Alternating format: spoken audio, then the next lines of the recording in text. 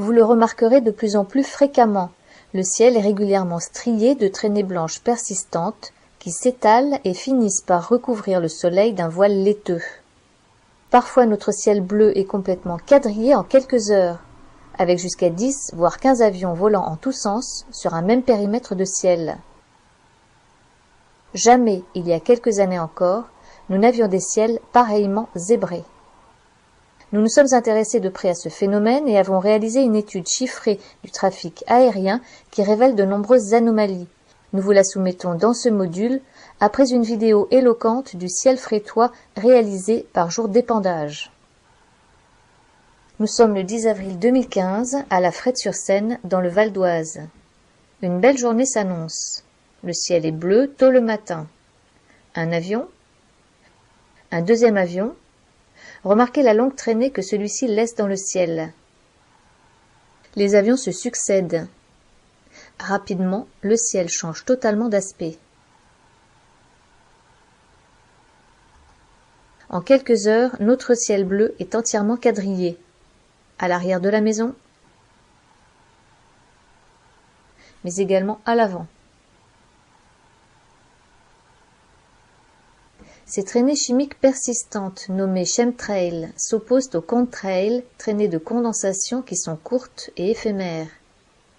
D'après de nombreuses études et prélèvements, ces traînées sont composées de métaux lourds, aluminium, barium, strontium, extrêmement néfastes pour l'environnement et pour la santé. Les microparticules pulvérisées ne restent pas en suspension, elles se diffusent durant plusieurs heures, voire plusieurs jours. Nous les inhalons, elles se fixent dans nos poumons, nos muscles, notre cerveau. Sur les quais de Seine, la mer y baigne dans une atmosphère irréelle, entourée d'un nuage cotonneux fait de multiples traînées qui s'étalent et voilent entièrement le soleil. Toute la journée, des centaines d'avions se succéderont dans un grondement incessant.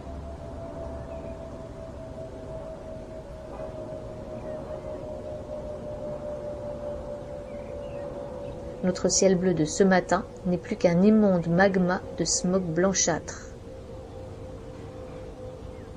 En accélérant l'image, on voit le quadrillage se déplacer. Dans quel état peut bien être notre atmosphère ?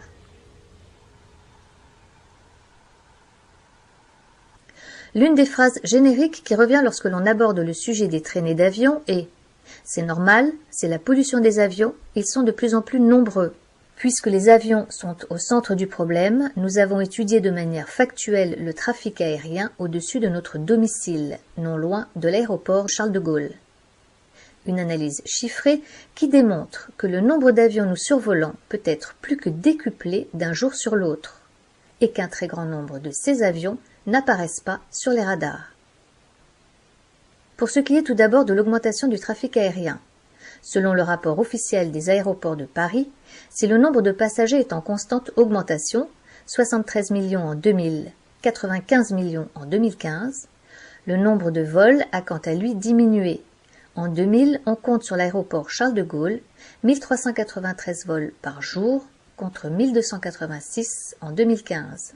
Les avions accueillent davantage de passagers, en moyenne 95 par avion en 2000, 140 en 2015. Effectuons à présent un comparatif entre deux journées de trafic aérien. Vendredi 25 décembre 2015, de 10h à 17h. Toute la journée a été pluvieuse avec un ciel maussade. Tous les avions répertoriés sont bien passés à proximité de chez nous. Tous ont été audibles et tous apparaissaient bien sur le site de Flight Radar 24. Flight Radar est un site répertoriant la quasi-totalité des vols à travers la planète. Vous pouvez les voir en temps réel, connaître leur destination, connaître leur heure de départ, rendre leur trajectoire apparente. Combien d'avions vont passer au-dessus de notre tête en 7 heures? L'intensité du trafic varie en fonction du sens de la circulation aérienne décidée pour la journée et qui change régulièrement. Il faut environ 4 à 5 minutes à un avion qui a décollé de l'aéroport Charles de Gaulle pour arriver au-dessus de la Frette-sur-Seine. Un total de 40 avions constatés en 7 heures de temps. Aucun de ces avions n'a émis de traînée dans le ciel. une moyenne de 5,7 avions par heure. Nombre moyen d'avions par minute, 0,1. Le lendemain, samedi 26 décembre, de 9h à 10h, le sens de la circulation est le même, mais le trafic n'a plus rien à voir. Une journée ensoleillée, un ciel bleu, mais un quadrillage de traînées blanchâtres a déjà commencé. 71 avions passaient dans notre ciel en 1 heure seulement. Un relevé effectué uniquement à l'arrière de la maison. Sur les 71 avions constatés, 95,8% des avions n'apparaissaient pas sur Flight Radar et 72% laissaient échapper de longues traînées. Seulement un peu plus de 4% des avions apparaissaient sur Flight Radar. Ces 4,23% représentent en fait 3 avions apparaissant tous les 3 sur le site de Flight Radar. Le Paris-New York de 9h39, le Paris-Londres de 9h43 et le Paris-Rennes de 9h55. Au total donc, entre 9h et 10h, ce sont 1,18 avions par minute qui ont survolé notre domicile. Même journée de 14h à 15h. C'est 145 avions qui sont passés en 1 heure au-dessus de notre tête. Des avions ont quadrillé toute la matinée et de 14 à 15 heures, c'est 116 avions qui laissaient des traînées dans le ciel, soit 80% du trafic. 16 avions seulement ne laissaient pas de traînées, soit 11%. De 14 à 15 heures, 91% du trafic n'apparaissait pas sur les radars. 13 avions seulement apparaissaient sur les radars, soit 9% du trafic. 2,42 avions par minute, alors que l'on ne compte que 1,2 mouvements d'avions par minute sur l'aéroport Charles de Gaulle selon les données officielles. 145 avions par heure, alors que l'on ne compte que 71 mouvements d'avions par heure sur l'aéroport Charles de Gaulle selon les données officielles. D'où viennent tous ces avions? Pourquoi les avions répertoriés ne lâchent-ils pas de traînées? Autant de questions qui restent sans réponse. Et que dire de ces drôles de trajectoires captées sur Flight Radar? Des avions qui font des allers-retours sans se poser, d'autres en région parisienne qui font de multiples passages au-dessus d'une même zone. N'est-ce pas étrange? Qu'est-ce que cela signifie? Enfin, 2 photos satellites montrant des zones d'épandage ciblées, dont une au-dessus de la Bretagne. Voici le ciel bleu qui devrait être le nôtre lorsque le temps est dégagé. Le 19 avril 2015, nous n'avons compté aucune traînée dans le ciel du matin jusqu'au soir. Quelques jours plus tôt, le 10 avril, à conditions météo identiques, le ciel et l'atmosphère avaient, nous l'avons vu, une toute autre allure. Pour conclure ce module, quelques tristes photos de notre beau maquis corse. Le 15 juillet 2015, le ciel habituellement toujours bleu a été pulvérisé toute la journée et une partie de la nuit. Nous n'avions jamais vu encore un tel phénomène en Corse. Ces opérations d'épandage ne sont pas récentes, elles ont débuté dans les années 90 à 2000. En revanche, elles sont de plus en plus fréquentes et généralisées, de jour comme de nuit. J'ai eu l'occasion de photographier des ciels quadrillés un peu partout en France, mais également à l'étranger. Ici à Osgore, dans les Landes, là à Lausanne, au-dessus du lac Léman, régulièrement pulvérisé.